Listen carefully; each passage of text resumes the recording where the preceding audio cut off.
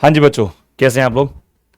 तो ये जो वीडियो है ये बेस्ड है परफेक्टली इन इलास्टिक कोलिजन पे। आपने अगर मेरे पिछले दोनों वीडियोस देखे हैं जो कि मैंने इलास्टिक कोलिजन बेस्ड बनाए थे, elastic collision in one dimension की हम लोग बात कर रहे थे और वहां पे मैंने एक स्पेशल केसेस का भी एक अलग से वीडियो बनाया है। अगर आपने वो वीडियोस नहीं देखे हैं और आप ये देख रहे हैं तो पहले आप वो वाला वीडियो जरूर देखेंगे। दोनों वीडियोस देखने जरूरी है। कोलिजन का वो पार्ट 1 है, पार्ट 2 है, इसको हम लोग पार्ट 3 कंसिडर कर सकते हैं। ये जो क्लास है बच्चों ये परफेक्टली इन इलास्टिक कोलिजन पे बेस्ड है। परफेक्टली इन इलास्टिक, इलास्टिक हमने पढ़ा, अभी हम परफेक्टली इन इलास्टिक पढ़ रहे हैं। बीसी के डिग्री पढ़ ही नहीं रहे, इन इलास्टिक नहीं पढ़ रहे, परफेक्टली इन इलास्टिक पढ़ रहे हैं। अभी हम वन डायमेंशन में बात चल रही है। और अगर आप ध्यान से देखो मेरे पीछे डायग्राम बना हुआ है तो एक मास है m1, एक मास है m2, ये एक ही लाइन में है सारे, तो इनका जो कोलिजन होगा वो कैसा होगा, हेड ऑन होगा। याद करो मैंने लेक्चर 1 में पढ़ाया, अगर आपने देखा मेरा लेक्चर तो हेड ऑन यानी कि एक ही लाइन में हेड ऑन कोलिजन। तो कोलिजन के बाद ये उसी लाइन में चलेंगे, लेकिन चूंकि ये परफेक्टली इनइलास्टिक कोलिजन है इसलिए इसके कोलिजन होने के बाद ये दोनों as a combined system move करेंगे विद कॉमन वेलोसिटी v। ये चलेंगे विद कॉमन वेलोसिटी v। तो यहां पढ़ लेते हैं सर क्या लिखा है। यहां पे लिखा है when the two colliding bodies stick together and move as a single body with a common velocity after collision the collision is perfectly inelastic. आगे लिखा है कि कंसिडर किया एक मास m1 है, एक मास उसकी स्पीड u1 है, कोलाइड किया head on with another mass of mass m2 at rest यानी सेकंड बॉडी किस पे, रेस्ट पे है। और आगे लिखा after collision the two bodies move together with a common velocity v। हम मान रहे हैं वो कॉमन वेलोसिटी v से चल रही है। चाहे कोई भी कोलिजन हो, हमने पहले ही पढ़ा है ये, चाहे कोई भी कोलिजन हो, इलास्टिक हो, इन इलास्टिक हो, परफेक्टली इन इलास्टिक हो, सुपर इलास्टिक हो यानी कि वो जो एक्सप्लोसिव कोलिजन हो, हर प्रकार के कोलिजन में हम लोगों ने पढ़ा है कि जो लीनियर मोमेंटम है वो हमेशा कंजर्व रहेगा ही रहेगा। Linear momentum is always conserve. तो मैं लिख देता हूं कि as linear momentum is always conserved, as linear momentum is always conserved, as linear momentum is always conserved। तो इनिशियल मोमेंटम किसके बराबर आया, बराबर आया फाइनल मोमेंटम के। इनिशियल मोमेंटम बराबर फाइनल मोमेंटम। अब इनिशियल मोमेंटम कैसे निकलेगा देखो भाई, इसकी मास है m1, इसका स्पीड है u1 और इन मोमेंटम का जो फॉर्मूला है वो होता है m इंटू यू यानी मास इंटू वेलोसिटी। तो क्या आया m1 into u1 plus m2 into 0, rest पे है तो वेलोसिटी 0 है ना यार। तो इनिशियल मोमेंटम कितना हो गया m1 u1 plus m2 into 0 यानी सिर्फ बचा क्या, सिर्फ बचा m1 इंटू u1 प्लस 0। सही है। फाइनल मोमेंटम कैसे निकालूंगा, फाइनली अगर हम फाइनल में कहां पहुंच गया, सॉरी, फाइनल मोमेंटम क्या आ गया, फाइनल मोमेंटम आ गया कि m1 प्लस m2 कंबाइंड मास हो गया, इसकी स्पीड हो गई v। तो फाइनल मोमेंटम कितना हो जाएगा, फाइनल मोमेंटम आ जाएगा m1 plus m2 into v। What is this v, is a combined velocity. तो what will be the v, v will be equals to m1 u1 divided by m1 plus m2। ये मेरा आ गया combined velocity या common velocity भी बोल सकते हैं। सही है, कंबाइंड वेलोसिटी। अब मुझे सिर्फ यहां पे ये ऑब्जर्व करना है कि ये पक्की बात है कि ये इनइलास्टिक कोलिजन है। और मैंने पहली क्लास में बता दिया था कि इनइलास्टिक कोलिजन वो कोलिजन होते हैं जहां पे काइनेटिक एनर्जी कंजर्व नहीं रहती। तो मुझे ये प्रूव करना है। एग्जाम में क्या आता है, एग्जाम में आता है चलो प्रूव करके बताओ कि इनइलास्टिक कोलिजन के अंदर काइनेटिक एनर्जी कंजर्व नहीं रहती। शो करना है हमें। तो शो करने का तरीका एक तो ये है कि इनिशियल काइनेटिक एनर्जी निकालो, फाइनल काइनेटिक एनर्जी निकालो, देखो वो सेम है कि नहीं है, या फिर उनका डिफरेंस निकाल दो। मान लो इनिशियल काइनेटिक एनर्जी आपने निकाली, कोई एक्सप्रेशन बनाई उसकी, आपने फाइनल काइनेटिक एनर्जी बनाई, मान लो एक्सप्रेशन बनाई उसकी, और दोनों को माइनस करके आपने देखा 0 आ गया। अगर वो 0 आ गया यानी कि के आई और के एफ बराबर था, इनिशियल काइनेटिक एनर्जी और फाइनल काइनेटिक एनर्जी बराबर थी। अब अगर मान लो पॉजिटिव आया नेगेटिव आया, हम उस पर बात करने वाले हैं।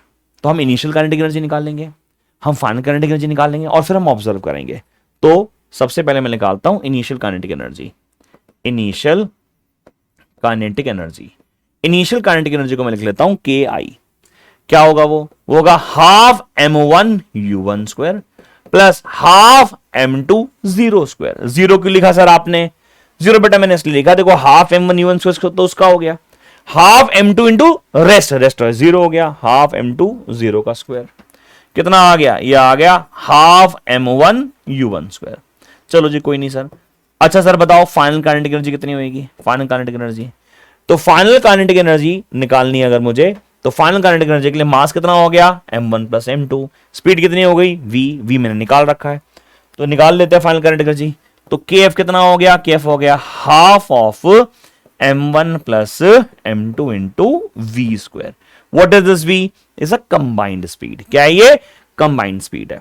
दोनों को माइनस कर दो, चलो चेक कर लेते हैं। दोनों को माइनस किया तो हमने बोला डेल्टा के को फाइनली मैं बाद में जाके लॉस इन काइनेटिक एनर्जी भी लिख सकता हूं, फिलहाल नहीं मन है मेरा बोलने का, मैं डिफरेंस इन काइनेटिक एनर्जी बोल देता हूं। डेल्टा स्टैंड्स फॉर डिफरेंस, है ना। तो डिफरेंस इन काइनेटिक एनर्जी निकाला, मैंने निकाल दिया के एफ माइनस के आई। मैंने क्या कर दिया? के एफ माइनस के आई। मैं वैल्यू डाल देता हूं। Delta K is equal to कितना आ गया? Half m1 u1 square minus half m1 plus m2 into v square. v क्या है सर? v यहां पे है, तो इसको डाल देते हैं वैल्यू को। यहां आ गया m1 u1 divide by m1 plus m2 का होल स्क्वायर। सही है, मैथ से तो सॉल्व करना शुरू करूं। अगर मैं इसको सॉल्व करूंगा यहां पे ये कितना आ जाएगा? ये लिख लेता हूं, ये आ जाता है half of m1 u1 square minus of half of m1 plus m2। फिर यहां आ गया m1 square u1 square divide by m1 plus m2 का होल स्क्वायर। सही है, इस वाले से इसका स्क्वायर नलीफाई कर दिया मैंने। सही है, क्या बन गया? ये बन गया डेल्टा की वैल्यू चल रही है बेटा, ये बन गया half of m1 u1 square minus of half of m1 square. m1 square हटा के ना m1 u1 स्क्वायर हो गया और m1 यहां मल्टीप्लाई कर देता हूं, ठीक है ना, divide by m1 plus m2, है ना। मैं ऐसे मैं स्क्वायर हटा रहा था, ठीक है ना। चलो तो यहाँ पे हाफ m1 u1 स्क्वायर है, यहाँ पे भी half m1 u1 square common निकाल लिया, तो डेल्टा के कितना आ गया? डेल्टा कितना आ गया? डेल्टा के यानी कि difference in kinetic energy. Difference in kinetic energy आ गया हाफ m1 u1 स्क्वायर, कितना आ गया? 1 माइनस हाफ भी चला गया, ये 2 भी चला गया, सब चला गया ना, ये बच गया m1 अपॉन में m1 प्लस m2। बड़ा सिंपल सा है ना, सॉल्व कर लिया। कितना आ गया? ये कितना आ गया? Delta K is equal to half m1 u1 square. ये कितना आ गया? ये आ गया m1 plus m2 minus of m1 divide by m1 plus m2। m1 से m1 कैंसिल, कितना आ गया? ये आ गया half of m1 u1 square into m2 divide by m1 plus m2। तो मेरे पास लॉस इन या फिर चेंज इन काइनेटिक एनर्जी का फॉर्मूला ये है। अब इस एक्सप्रेशन को ध्यान से देख के बताओ, कहीं यहां पे लग रहा है यहां पे कोई माइनस साइन आएगा? या कभी माइनस हो सकता है या नेगेटिव वैल्यू हो सकती है। हाफ कांस्टेंट है भाई, m1 पॉजिटिव ही रहेगा, मास तो नेगेटिव हो ही नहीं सकता।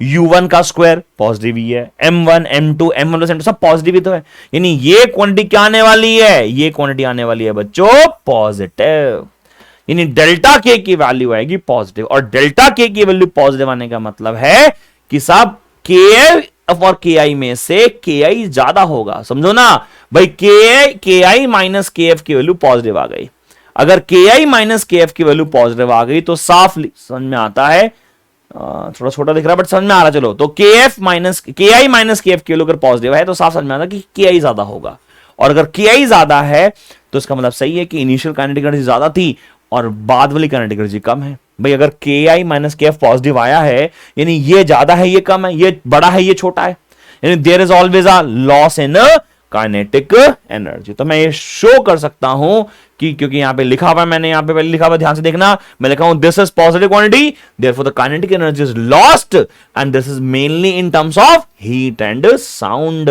हीट एंड साउंड कैसे सर? बट पहली बात तो ये कि हमें समझ में आ गया कि हाँ there is a loss in kinetic energy, ये तो बात क्लियर है। काइनेटिक एनर्जी लॉस होगी, और काइनेटिक एनर्जी लॉस होगी तो सर वो कौन सा है? इनइलास्टिक कोलिजन है। और इनइलास्टिक में भी वो परफेक्टली इनइलास्टिक कैसे है वो मैं बाद में बताऊंगा, लेकिन फिलहाल के लिए ये चीज प्रूव हो गई कि परफेक्टली इनइलास्टिक कोलिजन में, किसमें?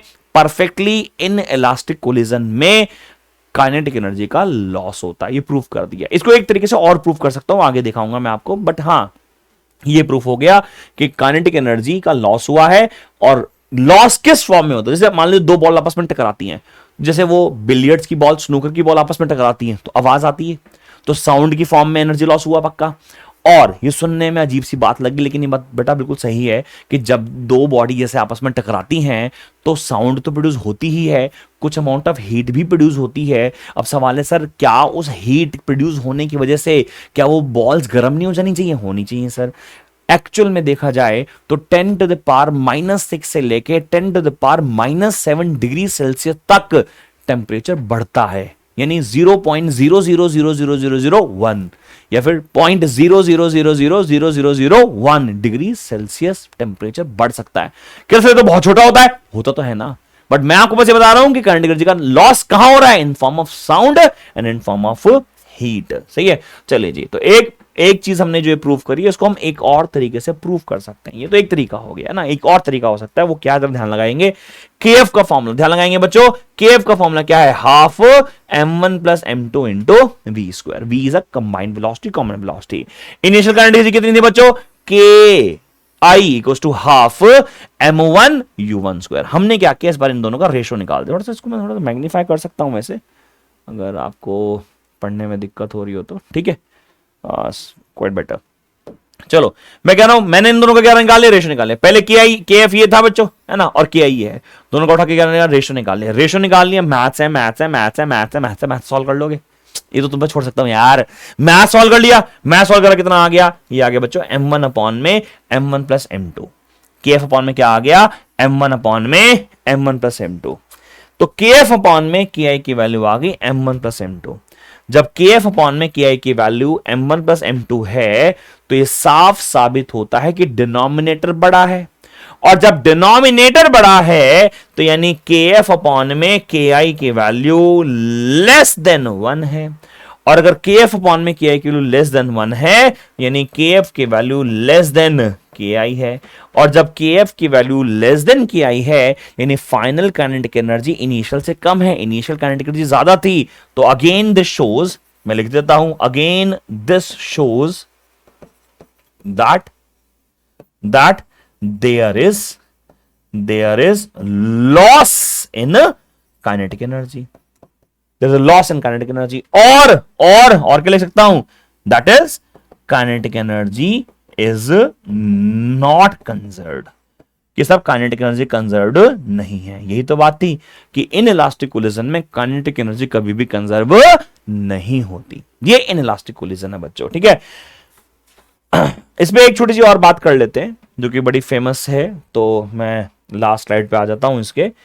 यहां पे लिखा है कि मान लीजिए कि अगर हमारी जो टारगेट बॉडी है वो ज्यादा मासिव हो, जैसे कि हमने अभी दो बॉडीज को कोलाइड कराया। हमने शुरुआत में क्या किया था, अगर मैं आपको याद दिला दूं, हमने शुरुआत में किया था कि एक बॉडी है यहां पे, ये है m2 और ये बॉडी है मान लीजिए m1, ये u1 स्पीड से आ रही है, ये रेस्ट पे है, और कोलाइड होने के बाद ये कंबाइनली मूव करेंगे। क्या करेंगे? कंबाइनली मूव करेंगे।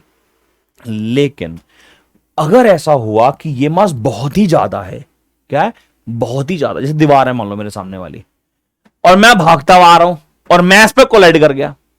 जैसी मैं यहां इस पे कोलाइड करूंगा ना बच्चों, यानी मैं मान के चल रहा हूं कि मेरा m2 क्या है? मेरा m2 बहुत ही ज्यादा है, बहुत ही ज्यादा m1 से।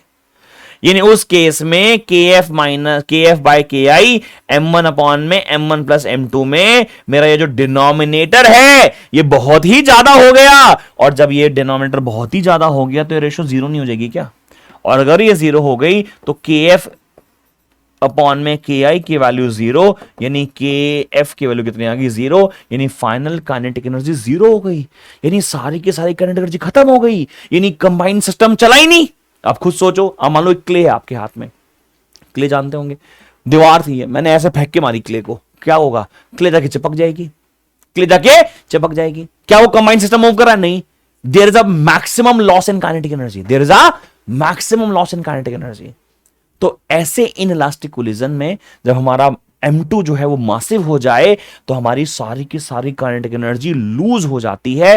जो मैंने आपको एग्जांपल दिया, बिकॉज ये एग्जांपल एनसीईआरटी ने दिया हुआ है कि क्लेली दीवार पे फेंक के मारा, बताओ कौन सा कोलिजन है, कौन सा कोलिजन है सर? ये है सर हमारा inelastic collision, perfectly inelastic collision. तो यहां पे लिखा हुआ है hence when a light massive body is target by moving a body, light massive body is targeted by, गलत लिखा हुआ है, लाइट मासिव, गलत सर, इसमें ठीक कर लेता हूं मैं इस पे लिखा हुआ है when a massive body is targeted by a light moving body, यानी हल्की बॉडी से कोलाइड हुआ, then the massive body is at rest, then it sticks to it and its kinetic energy is lost, all of its kinetic energy is lost, सारी की सारी kinetic energy छू मंतर हो जाती, गायब हो जाती। ये था हमारा परफेक्टली इन इलास्टिक कोलिजन। ठीक है, तो मैंने 3 चीजें आप लोगों को पढ़ाई हैं। वीडियो नंबर 1 अगर आपने मेरा देखा है तो उसमें पढ़ा हमने इलास्टिक कोलिजन इन 1 डायमेंशन, फिर हमने पढ़ा स्पेशल केस, और ये हमने पढ़ा इन इलास्टिक कोलिजन या फिर परफेक्टली इन इलास्टिक कोलिजन। अगले वीडियो में मिलते हैं, थैंक यू।